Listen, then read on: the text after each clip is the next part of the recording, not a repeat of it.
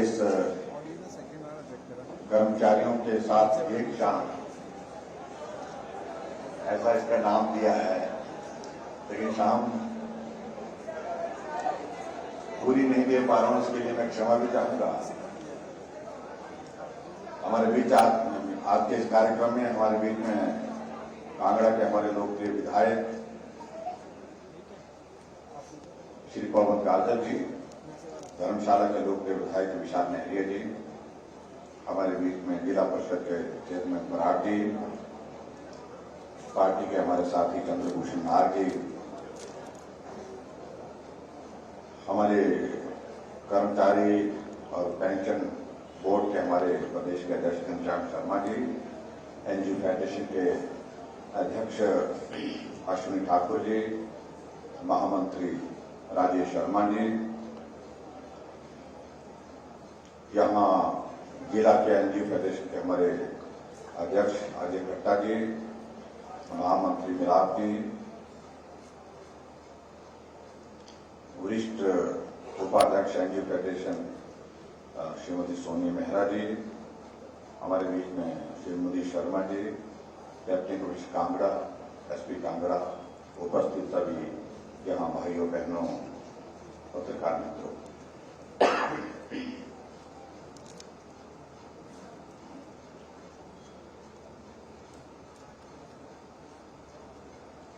सबसे पहले तो मैं आभार व्यक्त करना चाहूंगा मंच पर बैठे हमारा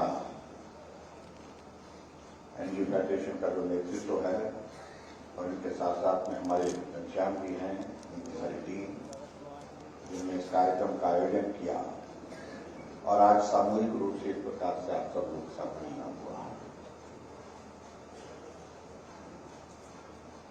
आमतौर पर हमारा मिलना जुलना होता रहता है, कभी हम जा रहे होते हैं तो इस क्षेत्र का दौरा करने के लिए आप लोग वहां मिलते हैं,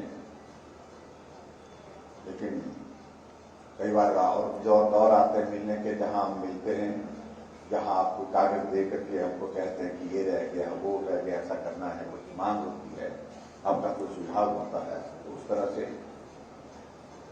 लेकिन आज सामूहिक रूप से इस प्रकार से ये मिलने का पहला अवसर है और मैं तो इन साथियों को कह रहा था कि इस काश ये दौर हमने पहले शुरू किया होता है कि रिश्ता और मजबूत हो जाता हमारा, मिलने का, बार बार मिलने का।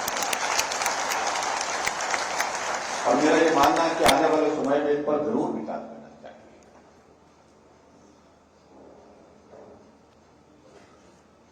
हम कई इस प्रकार से मिले, इस प्रकार से बात करें, ऐसे अवसर एक बार नहीं अनेक बार बीच बीच में आने चाहिए। कर्मचारियों का प्रदेश के विकास में बहुत बड़ा योगदान रहता है। अगर आज देश की आजादी के 75 वर्ष बीतने के बाद हम पूरे देश भर में अमृत महोत्सव मना रहे हैं, आदरणीय प्रधानमंत्री नरेंद्र भाई मोदी जी विशेष तौर से इस बात के लिए अलग अलग कार्यक्रम का आयोजन कर रहे हैं, तो हमारे लिए ये भी सहयोग है कि हिमाचल प्रदेश के गठन के भी 75 वर्ष पूरे हुए और पूरे हिमाचल प्रदेश में हर क्षेत्र में जाकर के हम कोशिश कर रहे हैं कि हिमाचल प्रदेश के इस 75 वर्ष के इस यात्रा में हिमाचल वासियों का जो योगदान रहा है उसके लिए हम आभार व्यक्त कर रहे हैं। और आज मैं हिमाचल प्रदेश के जो कर्मचारियों का हिमाचल प्रदेश की इस यात्रा में जो एक कंट्रीब्यूशन रहा है, योगदान रहा है, उसके लिए आप सबके बीच में आभार करने के लिए यहाँ पर आया हूँ। आप सबका बहुत बहुत अभिनंदन, आप सबका बहुत बहुत।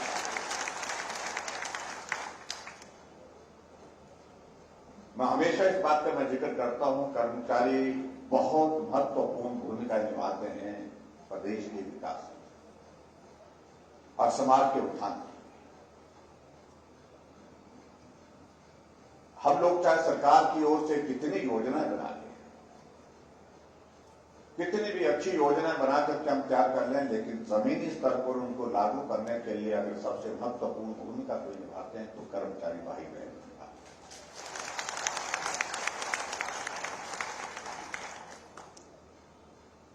और ऐसे में स्वाभाविक रूप से आज हम जहां गले से जोर जोर चिल्ला करके किसी योजना के बारे में मिलते हैं, बात करते हैं, लोगों से मिलते हैं, लाभार्थियों से,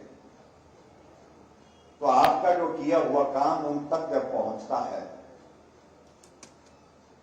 जब उनको वो लाभ पहुंचता है, तो स्वाभाविक रूप से उनके भी हाथ खड़े होकर के वो ताली बजाने का मन करता है। तो यही मैं कह रहा हूं, ये अगर हम सरकार की ओर से उन लोगों तक काम पहुंचाने के लिए, लाभ पहुंचाने के लिए जो काम करते हैं, उसमें आपकी बहुत महत्वपूर्ण जो भूमिका है, उसके लिए मैं आप सबका बहुत बहुत धन्यवाद करता हूं। हर नेता का काम करने का अपना अपना स्वभाव होता है। कुछ लोग हमको इस प्रकार की सलाह देते रहे कि ये कर्मचारियों के लिए तो डंडा चाहिए। एक नेता अभी कुछ दिन भाषण दे रहा था, कहीं जाकर के कर्मचारी तो डंडे से चलता। मैंने कहा डंडे से तो आज जानवर भी नहीं, जानवर को भी डंडा नहीं मार सकते हैं, कर्मचारी तो इंसान है।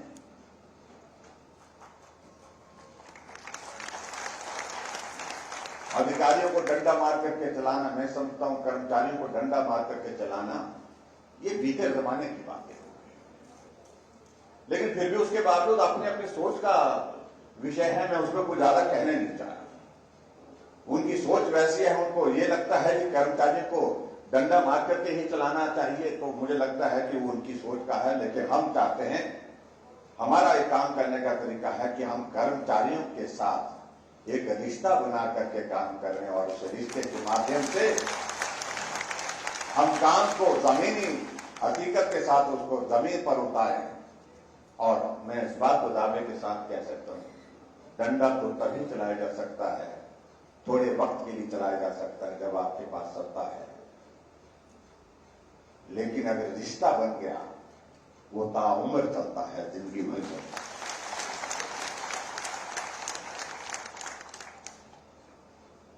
इसलिए अपनी अपनी काम करने की एक शैली होती है। मुझे जब हिमाचल प्रदेश में मुख्यमंत्री बनने का ये सौभाग्य प्राप्त हुआ, कुछ लोगों ने कहा कि इन कर्मचारियों से फासला रखो, इनकी बात मत सुना करो, कम सुना करो। हमने कहा आखिरकार नागरिक तो हिमाचल के हैं, ये हमारे समाज का हिस्सा है। किसी कर्मचारी की अपनी व्यक्तिगत समस्या हो सकती है, उस समस्या को मैं नहीं सुनूंगा तो कौन सुनेगा, और क्यों नहीं सुननी चाहिए। इसलिए हमने कर्मचारियों की हर समस्या को सुना। मैं उन सारी बातों में जाना भी नहीं चाह रहा हूं जिन बातों का जिक्र यहां मुझसे पहले घनश्याम जी, अश्विनी जी और राजेश जी ने किया है। समय समय पर जो आपके लिए जो मदद की जा सकती थी, जिस रूप में की जा सकती थी, वो करने का प्रयत्न भी किया। संकट बड़ा बीच में आया कोविड का, उस कोविड के संकट ने पूरी सारी अर्थव्यवस्था को, पूरी दुनिया की अर्थव्यवस्था, पूरे देश की और प्रदेश की जो है वो बहुत प्रभावित की। लेकिन मैं आप सबका उसके लिए भी धन्यवाद करना चाहूंगा कि आप लोगों ने बहुत सब्र रखा, संयम रखा। आपने इस परिस्थिति को समझा कि संकट बड़ा है, इस वक्त हमें ना कोई मांग करनी चाहिए, ना कोई आग्रह करना चाहिए। आदमी की जिंदगी बचनी चाहिए, उसमें हमको अपना योगदान देना चाहिए, और आप सबका सहयोग मिला कर्मचारियों का, उसके लिए मैं आप सबका धन्यवाद करता हूं। कोविड के संकट में हमने कहा कि प्रदेश में मदद करने की आवश्यकता है। आपने सैलरी, एक दिन की सैलरी, 2 दिन की सैलरी काट करके अलग अलग समय में दी है, क्योंकि वो संकट बहुत बड़ा था। ऐसी परिस्थिति में मुझे लगा कि जो भी हमारे कर्मचारी भाइयों के लिए जो हमको करना चाहिए वो करने के लिए हम कोशिश की। हम ज्यादा करना चाहते थे, हम ज्यादा करने की कोशिश कर रहे थे। काश ये कोविड का दौर बीच में नहीं होता तो मुझे लगता है कि बहुत सारी चीजों का समाधान आज तक जो आपके पेंडिंग इश्यूज है वो करने की स्थिति में हम हो पाते। लेकिन फिर भी हमने कोशिश की है, हर तरह से कोशिश की है। मैं यही कहना चाह रहा हूं, कुछ काम हुए, कुछ काम अभी विचाराधीन है, कुछ काम जो है आने वाले समय में करेंगे, लेकिन उसके लिए बहुत आवश्यक है। अगर हम इस बात को लेकर के कह रहे हैं कि हम इस संबंध को एक रिश्ते के नाते लंबे समय के लिए निभाना चाहते हैं, तो होना क्या चाहिए? होना ये चाहिए कि हम एक दूसरे के दुख सुख के साथी होने चाहिए। अच्छा वक्त हमेशा किसी के लिए नहीं रहता, वक्त आता जाता रहता है, और ऐसी परिस्थिति में जब आपको हमारे सहयोग की आवश्यकता हो तो हम वहां पर रहें, और जब आप सबके सहयोग की आवश्यकता हमें हो तो आप भी दिखने चाहिए, आप भी दिखने चाहिए। इसे ही रिश्ता कहते हैं। ये मुझे लगता है कि बहुत महत्वपूर्ण है, और इसलिए मैं आप सबके बीच में सिर्फ इतनी ही बात कहना चाहता हूं, क्योंकि मुझे आज बहुत आवश्यक कार्य से, बहुत महत्वपूर्ण कार्य से, क्योंकि प्रधानमंत्री जी का कार्यक्रम 24 तारीख को मंडी है, आज शाम को हमारी एक बहुत महत्वपूर्ण बैठक है उसको तैयारी के सिलसिले में, इसलिए मुझे मंडी निकलना पड़ रहा, तो विस्तार से बात करने का आपसे किसी और दिन हम तलाशेंगे। लेकिन मैं इतना जरूर कहना चाहता हूं कि जो बेहतर कर सकते थे वो करने की कोशिश हुई, जो बेहतर करने की अभी गुंजाइश बाकी है उसकी हम तलाश कर रहे हैं कि क्या क्या किया जा सकता है, और उसके साथ साथ में जो हमारे साथी दूसरे हैं जो गारंटी देते हैं, देखो पहले तो उनकी अपनी ही गारंटी नहीं है, क्योंकि पूरे देश भर में कहीं बचे कहीं नहीं रही गुंजाइश उनके लिए, और इसलिए गारंटी की बात उनके लिए जहां जो कह रहे हैं वो सिर्फ अपने मकसद के लिए कही जाती है बात। आप एक ऐसे प्रबुद्ध नागरिक हैं जो अच्छी बात, सारी चीजों को बहुत अच्छी तरह से समझते हैं, समझाने की आवश्यकता नहीं है। पूरे देश की परिस्थिति आप समझ रहे हैं, और इसलिए जिस पार्टी की पूरे देश भर में गारंटी नहीं है, जिसकी बात पर कोई विश्वसनीयता नहीं है, विश्वास नहीं है, जिसकी बात पर कोई भरोसा नहीं है, जिसका नेतृत्व देश के स्तर पर किस प्रकार से जो है वो पूरा बिखर गया है, प्रदेश के स्तर पर किस प्रकार से बिखर गया है, इन तमाम बातों को लेकर के मुझे कहने की आवश्यकता नहीं, तो उनके बात पर भरोसे पर मत जाने। हिमाचल में हमने एक ही बात कही है, हमने एक ही बात कही है, जब पूरे देश भर में रिवाज बदल गया, भाजपा की सरकार के बाद फिर भाजपा की सरकारें बन रही है, तो रिवाज हिमाचल प्रदेश में भी बदलेंगे, निश्चित रूप से बदलेंगे। और उसमें मैं चाहता हूं कि आप सबकी सहभागिता हो, आप सबका आशीर्वाद मिले, आप सबका सहयोग मिले, और जहां वो कह रहे हैं इश्यूज को लेकर के कह रहे हैं, जिन मुद्दों को लेकर के वो कह रहे हैं, ओपीएस के इश्यूज पर बहुत ज्यादा बोलने के बाद देखिए कर्मचारियों के हित की रक्षा करना ये हमारा भी दायित्व है, हम उसमें तलाश कर रहे हैं रास्ता क्या निकल सकता है।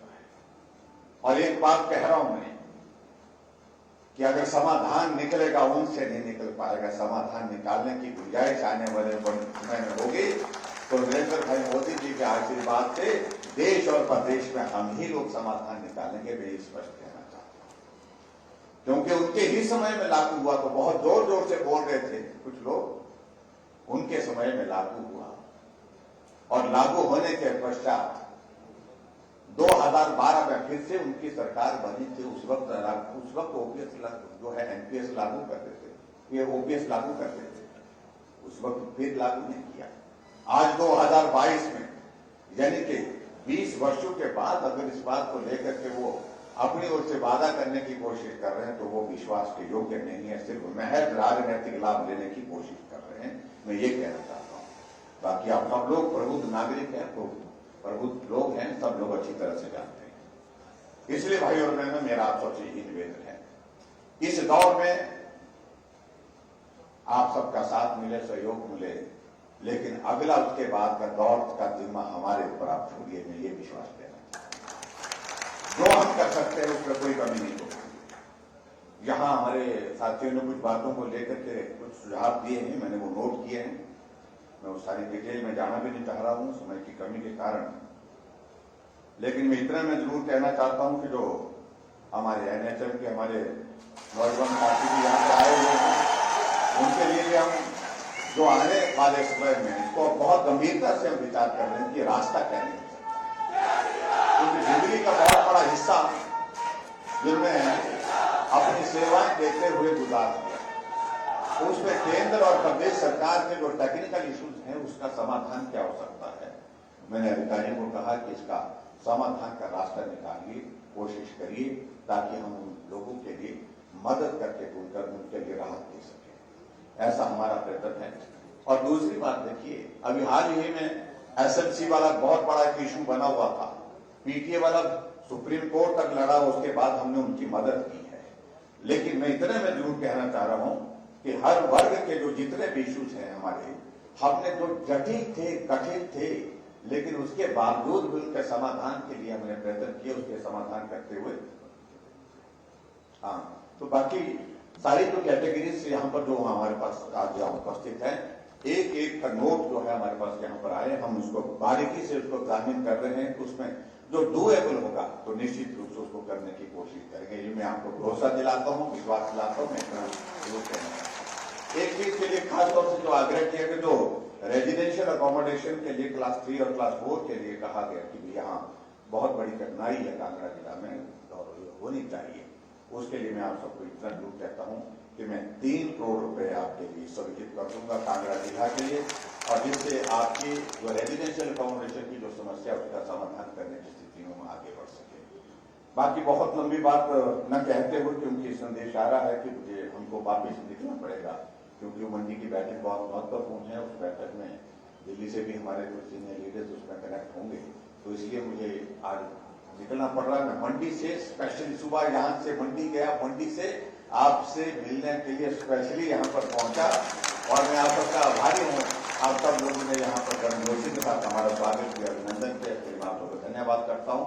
और मैं आपके साथ इतना कहता हूँ, भरोसा किस पर करना चाहिए, जो काम करने वाले हैं वो है नरेंद्र भाई मोदी जी, और भरोसा हमारी सरकार हिमाचल प्रदेश में भाजपा की सरकार, उस पर करना चाहिए। जो रहे नहीं उन पर भरोसा करने की कोई वजह नहीं बनती। इतना ही मैं कहना चाहता हूँ। एक बार फिर से आप सबका आज के इस कार्यक्रम में जो यहाँ पर आकर के आप लोगों ने हमारा अभिनंदन स्वागत किया, उसके लिए मैं हृदय से आभार व्यक्त करता हूँ। आओ मिलकर के साथ चले और साथ चल करके साथी बने, और साथी बनकर के एक दूसरे के दर्द में हम भागीदार बने, और भागीदार बन करके एक दूसरे के लिए जब अवसर मौका ऐसा होगा मदद करने का, हम एक दूसरे की मदद के लिए खड़े हो। इतनी ही बात कहते हुए आप सबका बहुत बहुत धन्यवाद। नमस्कार, जय हिंद, जय हिंद।